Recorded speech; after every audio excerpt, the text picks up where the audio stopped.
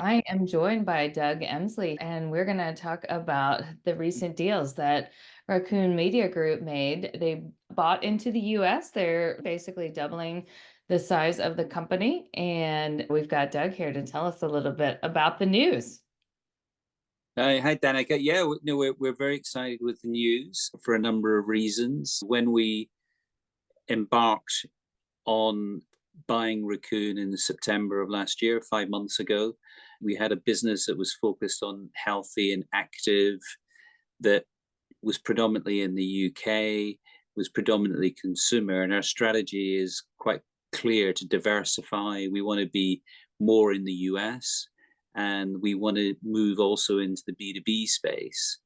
And year one, we wanted to double the business, and really in one go with buying Abilities Expo, which has 7 shows, we achieved that aim 5 months in.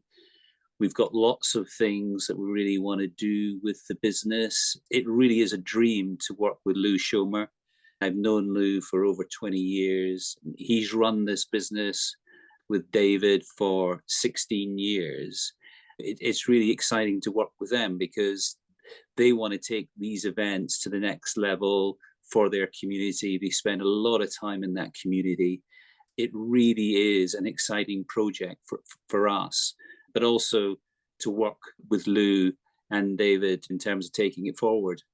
So you've known Lou, you said, for 20 years. I know some people may not realize this, right? You were the CISO chair. Yep.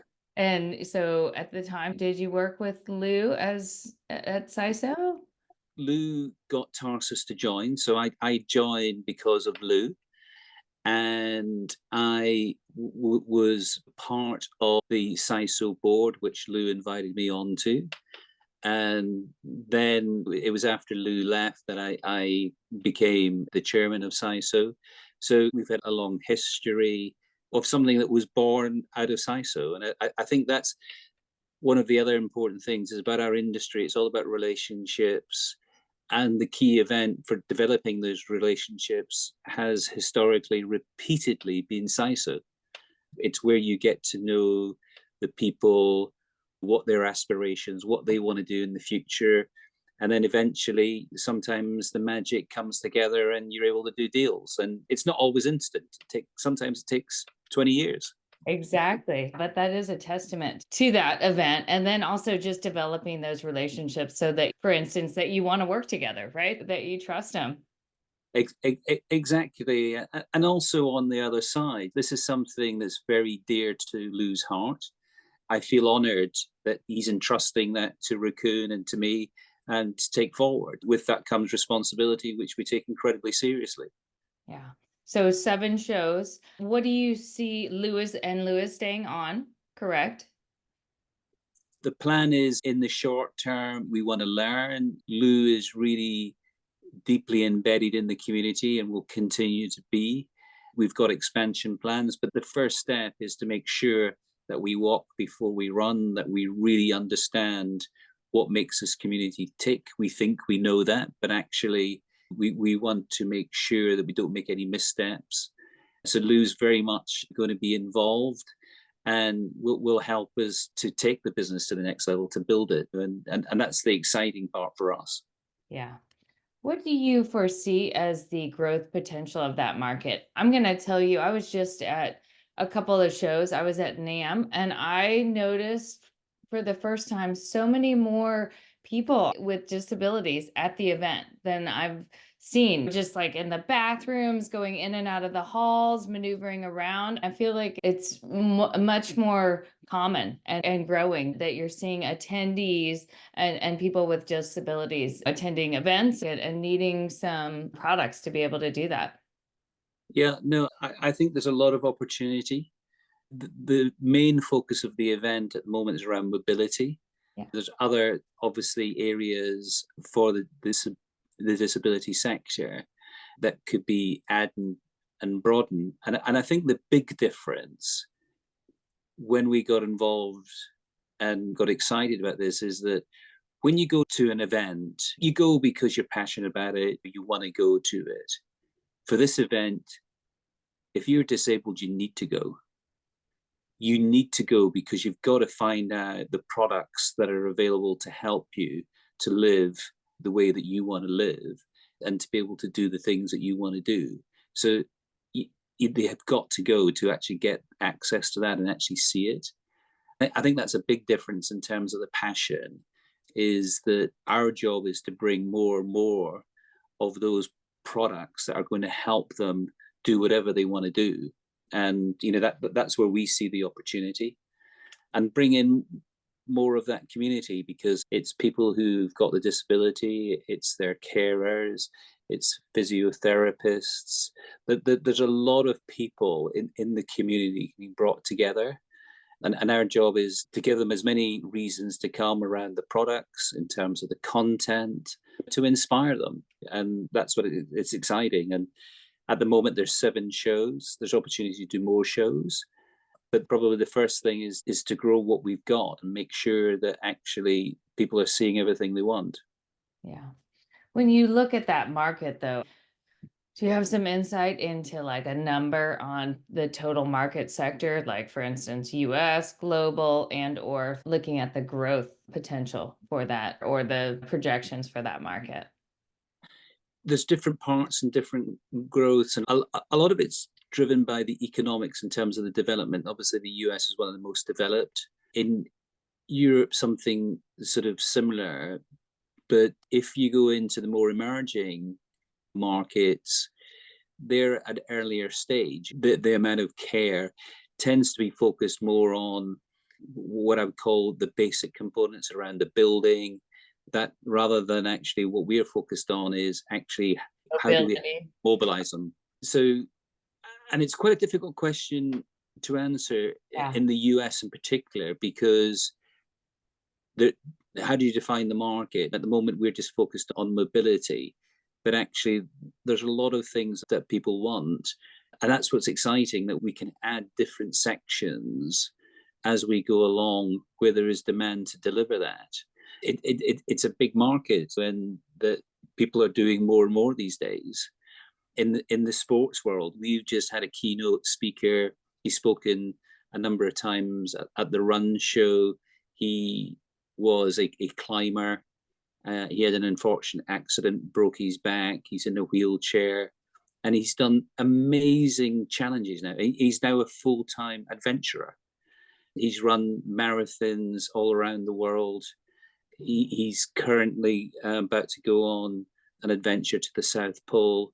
These are really inspiring stories. That's probably quite an extreme example of someone who's had quite a terrible accident, who's actually transformed his life and become a big adventurer around the world and doing things that are really, really, really difficult.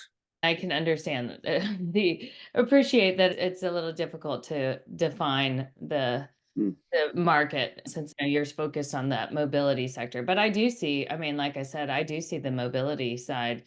I saw lots of different mobility devices being used at NAMM, for instance, and it was top of mind. Also, PCMA had a accessibility tour at their event where attendees could be in a wheelchair or other type of device to move around in at the show. I think it's just becoming a lot more awareness around it in general and specifically in the events industry. Absolutely. We've all got to think about how do we make it more and more accessible. It all comes back to people want to do these things, and therefore that demand's going to drive for the general events industry. This is a community that want to come to the shows. Yeah, exactly. So tell us about your investment fund and your overall plans. You gave some insight into it that you were looking to expand into the US. So what's next? Well, we're focused on at the moment Raccoon, and Raccoon is all about healthy and active and sustainable. We're now taking that up to about 17, 18 events. We've got about 40 people now. In short order, we're building it up. The plan is to do a few acquisitions, but also launches. And we've got a number of big launches in the pipeline. And that's the nice thing about our business model, is that it's privately owned. It's based on the long term, and that we want to work with entrepreneurs who are very good at launching, that they've already established a track record, they've built businesses, and that they want to remain in their business. They want to stay and they want to build and they want to be part of something. And for me, it's been a passion since the end of Tarsus, as in talking to the community. If I compare us to the technology sector is very good in creating an eco structure where entrepreneurs can get funding to grow their businesses. They can get access to network to help them build their businesses. In the event sector, we don't have that. If you're an entrepreneur, you really have two choices. You do it yourself or you sell your business. And what I'm looking to do with Cuil Bay is to build a portfolio of entrepreneurial businesses with entrepreneurs who want to scale their business. So they've already established a business. This is not somebody who wants to launch a new business, but someone who's established a business, but wants to be part of something, wants the help, wants access to capital, and want to be 3 times bigger than they are at the moment. So it's people who have got that ambition and desire, looking to do it over the long term. And I'm really heavily focused on the US.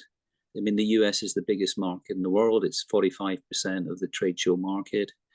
It's full of entrepreneurs and it's highly fragmented. And it's really finding like-minded people to work with.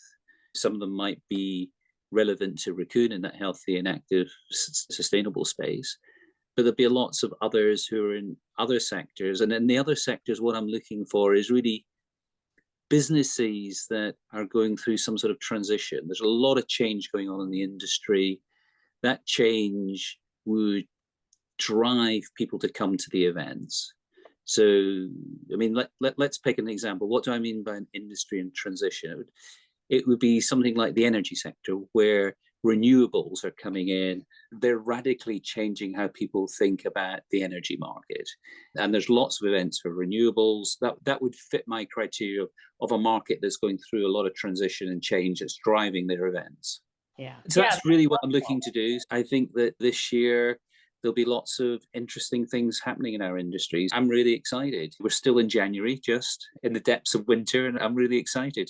One of the things that we talked about before we started recording here was that perhaps it might be a busy year for M&A in the industry, with some pent-up demand from COVID when people couldn't divest their properties, whether that's private equity owners and or entrepreneurs. Their shows were nothing for a couple of years and didn't really have anything to sell.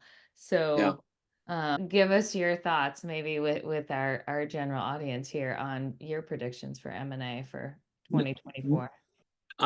I've been in the industry for 30 years, and I've never seen the dynamic that we're currently experiencing in terms of the supply of people who want to sell their businesses. It's never been this high. There are a lot of people who are about to or looking to come to market. And on the other side, there's probably a challenge that we haven't seen for some time, which is access to capital, in that with interest rates going up, debt has got expensive. And therefore, if you already have the capital, you're in a very good position. But if you haven't got the capital, it's going to be quite expensive to raise. So getting deals done for some people is going to be difficult because the finance is expensive. So I think you've got a very interesting dynamic going on, because normally for the last 10 years, it's been too much money chasing too little opportunity. Now there's probably going to be too many opportunities for a reducing sort of capital base. So it's going to be really exciting. Agreed. I think it'll be exciting too. I do have a follow-up question to your business model with Cuil Bay. So for those who do not remember or recognize, you were just with Tarsus. Are you building on the model that you did with Tarsus? You bought some entrepreneurs, right, when you were with Tarsus, and then left them in place. Is it along those kind of lines? Well, there's a lot of commonality in terms of the thinking and the strategy, working with entrepreneurs. Tarsus, I had 25 years of incredible experience of working with entrepreneurs. It was our chosen model, where a lot of people would buy 100% of people's businesses. we were very happy to not and actually keep the entrepreneur. And entrepreneurs are difficult to work with, but actually they're very close to their markets, close to their customers, have the ideas to take those markets forward. And we were always happier to do that than actually get rid of everybody and own 100% of it. We just saw that as being less risky. And that continues to be my thinking. We were always very focused on the US and we'll continue to be focused on the US. So those are the similarities. But I think the differences will probably be when we were a public company, we had to produce earnings on a very regular basis. When we were owned by private equity, private equity are always looking to exit. And the difference here is I'm looking to build, and there's no short-term pressures. That's why we want to buy good businesses and we want to launch as well and invest for the longer term, not for the short term. That is exciting news. So congratulations on your acquisitions and Thank you. foray into the US market. Thank Again, you. again, we You knew thought you Doug got rid of couldn't me. retire. He's back at it after selling Tarsus to Informa last year. So couldn't stay away either. He didn't even stay a full year away. No, no. Well, I hope to see Too you. young to retire. Yeah, exactly. Oh, but you still find some time to run in there, right? I do. I've got a few big challenges ahead for this year, and I'm just coming back for injury, so I'm a lot happier than I was last week. Because What's I could run again. what's your next challenge on the calendar? Do tell. Well, I'm going to run the London Marathon again, and I'm doing that for one of the charities that's involved with the running show. It's the Birmingham Children's Hospital. So I'm running that in April. And then the big challenge is to run the South Downs Way, which is a 100-miler. It's one of the big races in the UK. And luckily for me, it's about 20 minutes from my house, so I can train on the course. Very nice. Well, you have completed a 100-miler, haven't you? Yeah, this is going to be the big challenge. And unfortunately, it's in early June. In the last 2 years, it's been the hottest day in the UK. And we're not built in the UK for heat. So that's going to be the challenge. Well, I wish you luck. I'm glad to hear you're able to run again. Wish you luck on the London Marathon and the 100-miler in June. I'll be rooting for you and contributing in some small way to the charities that you run for. Thank you, Danica. You're welcome.